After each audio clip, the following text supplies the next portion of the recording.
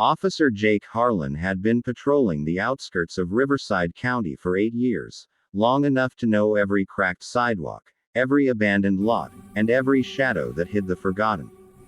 The sun was dipping low over the San Bernardino horizon, painting the sky in bruised purples and oranges, when his cruiser rolled past the old dump site off Highway 74.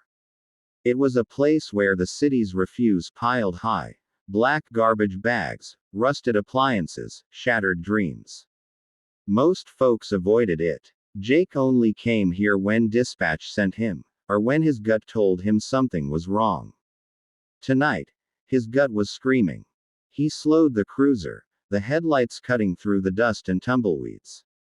Something small and pink caught his eye, a flash of color in a sea of gray and black. He killed the engine, grabbed his flashlight, and stepped out. The air smelled of rotten gasoline, the kind of stench that clung to your clothes and your soul. His boots crunched on gravel as he approached the pile of trash bags, his hand instinctively hovering near his holster. You never knew what you'd find in a place like this. Then he saw her. A little girl, no older than 6, lay curled on the ground, her tattered pink dress clinging to her frail body like a shroud. Her bare feet were caked with dirt, her blonde hair matted and tangled. She clutched a teddy bear to her chest, its fur worn thin, one eye missing. Her face was peaceful, eyes closed, lips slightly parted, as if she were dreaming. But Jake knew better. He'd seen enough death to recognize its stillness. His breath caught in his throat. He dropped to one knee, his hand trembling as he reached for her neck, searching for a pulse that wasn't there. Nothing. Her skin was cold, too cold. His fingers brushed the teddy bear, and he noticed the arrow someone had scrawled in red marker on a nearby trash bag, pointing to her like a cruel joke. His chest tightened, a mix of rage and grief he couldn't name. Jesus, he whispered, his voice cracking. He radioed it in, his words clipped and mechanical. Dispatch, this is Harlan.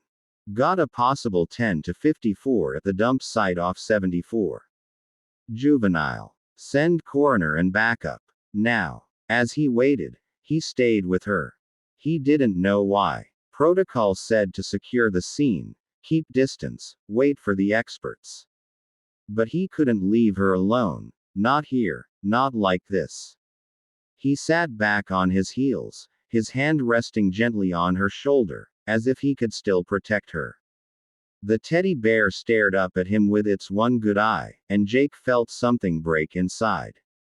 Her name was Emily Rose Carter, though Jake wouldn't learn that until later. She was born in a cramped apartment in Hemet, to a mother who loved her fiercely and a father who never stayed long enough to matter. Her mother, Lisa, worked double shifts at the diner on Florida Avenue, scraping together tips to keep the lights on. Emily was her light, her reason, her everything. She'd sing her to sleep with lullabies, braid her hair with ribbons, and promise her a better life. One day, baby girl, Lisa would whisper, we're gonna have a house with a yard and a dog and everything. But promises are fragile things. Lisa's health started failing 2 years ago, lungs giving out from years of smoking to cope with the stress. The medical bills piled up faster than the tips came in. The landlord evicted them when the rent went unpaid. They bounced from motels to shelters to the back of Lisa's beat-up Corolla. Emily never complained. She'd hug her teddy bear, Mr. Buttons, she called him, and say, it's okay, Mommy. We're on an adventure. Lisa tried. God, she tried. She'd leave Emily with a neighbor when she went to work, but the neighbor stopped answering the door. She'd park the car in quiet lots and sleep with one eye open, Emily curled in the backseat with Mr. Buttons. But the world doesn't care about trying. It just keeps taking. Jake had a daughter once. Her name was Sophie, and she was 7 when a drunk driver took her from him. His wife, Sarah, couldn't survive the loss. She left 6 months later, A note on the kitchen table saying she couldn't breathe in a house full of ghosts. Jake didn't blame her. He couldn't breathe either. He threw himself into the job, into the badge, into anything that kept him from thinking about Sophie's laugh or the way she'd beg for one more story at bedtime. Finding Emily hit him like a freight train. She was Sophie's age, maybe a little younger. Same blonde hair, same delicate hands. He saw Sophie in her closed eyes, in the way she held that bear like it was her whole world. He wanted to scream, to punch something, to demand answers from a god he'd stopped believing in. Instead, he sat in the dirt, his uniform streaked with grime, and talked to a dead girl. "Hey, kiddo," he said softly, his voice thick. "I'm Jake. I'm here now. You're not alone." The coroner arrived an hour later, a grim-faced woman named Marta who'd seen too much. She knelt beside Emily, her movements gentle despite the callousness of the job. "No signs of trauma," she said, her voice low. "Malnutrition, exposure. Poor thing's been out here a while." Jake's jaw clenched. "She's just a kid." Marta nodded, her eyes softening. "I know. They found a backpack nearby, half buried under a trash bag. Inside was a crayon drawing.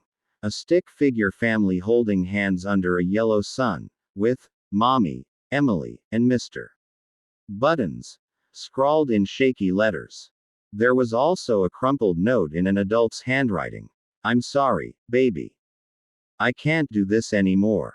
I love you. Forgive me." Jake read it twice, his hands shaking.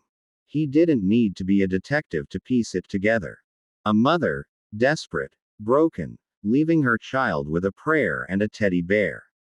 Maybe she thought someone would find Emily in time. Maybe she couldn't face another day. Either way, she was gone, and Emily had paid the price. The investigation was swift but hollow.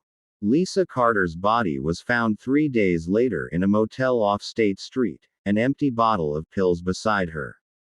The note in Emily's backpack was her suicide letter. No family stepped forward to claim them. No one had seen them in weeks. They were ghosts long before they were gone. Jake couldn't let it go. He attended Emily's funeral, a pauper's grave in a county plot, just him and Marta and a bored priest who rushed through the rites.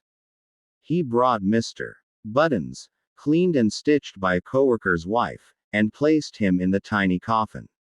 "You keep her company, okay?" he whispered, his voice breaking. He started digging on his own time, pulling records, talking to anyone who'd listen.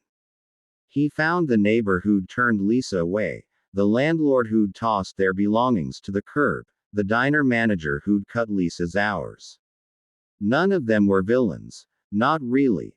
Just people caught in the same grind that chewed up Lisa and Emily and spat them out. It didn't make it easier. Jake's captain told him to let it go. "You can't save them all, Harlan," he said. "Focus on the living." But Jake couldn't. He saw Emily every time he closed his eyes. He heard her voice, imagined her asking for one more lullaby. He started volunteering at shelters, driving through the same lots at night, looking for kids who'd been left behind. He didn't talk about it much. His partner, Ruiz, just nodded and rode along, knowing better than to push. One night, 6 months later, Jake got a call about a kid wandering near the train tracks. He found a boy, maybe 8, clutching a plastic dinosaur, his eyes wide with fear. Jake didn't hesitate. He wrapped the kid in his jacket, called social services, and stayed with him until a foster placement was found. The boy didn't say much, but he held Jake's hand tight, like he was afraid to let go.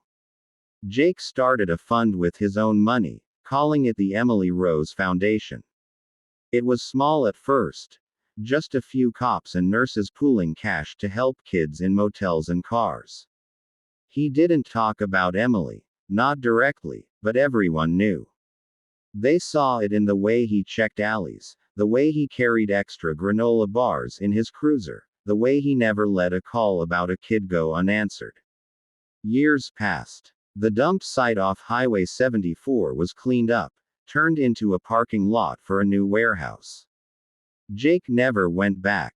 He didn't need to. Emily was with him every day, in every kid he helped, in every night he couldn't sleep. Mr. Buttons sat on a shelf in his apartment, a silent reminder of a promise he'd made to a little girl who never woke up. Sometimes, late at night, Jake would sit on his porch with a beer he didn't drink, staring at the stars.